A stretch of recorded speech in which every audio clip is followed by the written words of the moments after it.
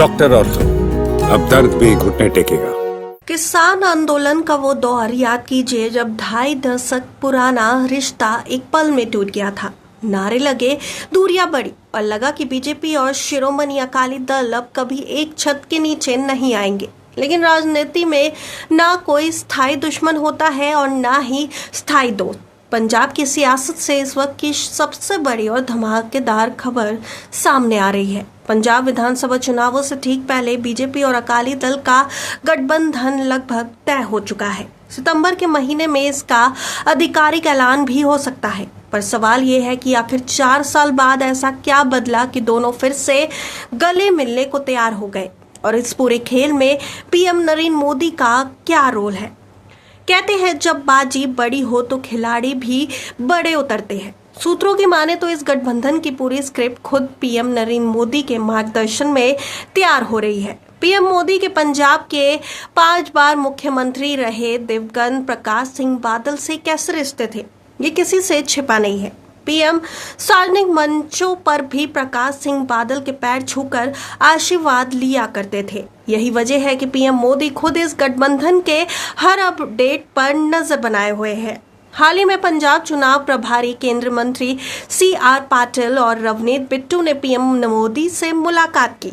इस मीटिंग के तुरंत बाद CR पाटिल की बंद कमरे में बैठक हुई अकाली दल के प्रधान सुखबीर सिंह बादल से। इस बैठक में सुखबीर बादल को पीएम मोदी के पूरे रोड मैप और प्लानिंग से अवगत करा दिया गया है। उधर बीजेपी के राष्ट्रीय अध्यक्ष नितिन नवीन और संगठन महामंत्री BL संतोष भी पंजाब दौरे की जमीनी रिपोर्ट पर मुहर लगा चुके हैं। अब बात करते हैं उस सबसे अहम सवाल पर, आखिर कौन कितने सीटों पर लड़ेगा। पुराने दौर में अकाली दल पंजाब में बड़े भाई की भूमिका में होता था और बीजेपी सिर्फ 23 सीटों पर चुनाव लड़ती थी। लेकिन 2027 का गणित पूरी तरह बदल चुका है। इस बार बीजेपी ने साफ कर दिया है कि वे पंजाब में बड़े भाई की भूमिका में रहेगी और ज्यादा से ज्यादा सीटों पर चुनाव लड़ेगी।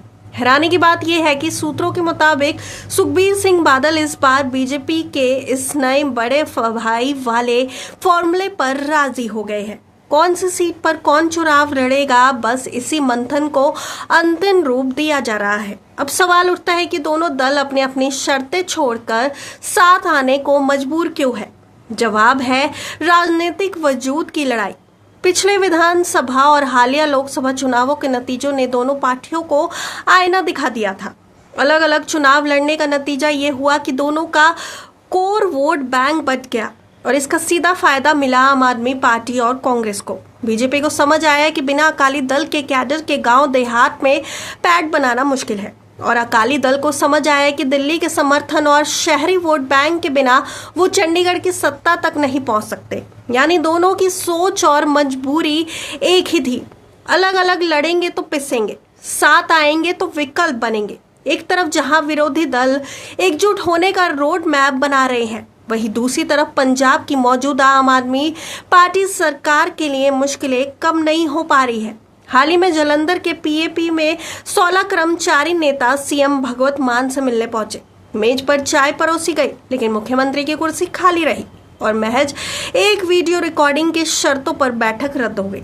कर्मचारियों की नाराजगी और विपक्ष का ये नया मजबूत गठबंधन क्या पंजाब में 2027 की बाजी पलटने वाला है? क्या आपको लगता है कि बीजेपी और अकाली दल का ये गठबंधन पंजाब में आम आदमी पार्टी और कांग्रेस का पत्ता साफ कर पाएगा? अपनी राय नीचे कमेंट सेक्शन में जरूर लिखें। डॉक्टर ऑर्थो, अब दर्द भी घुटने टेकेगा।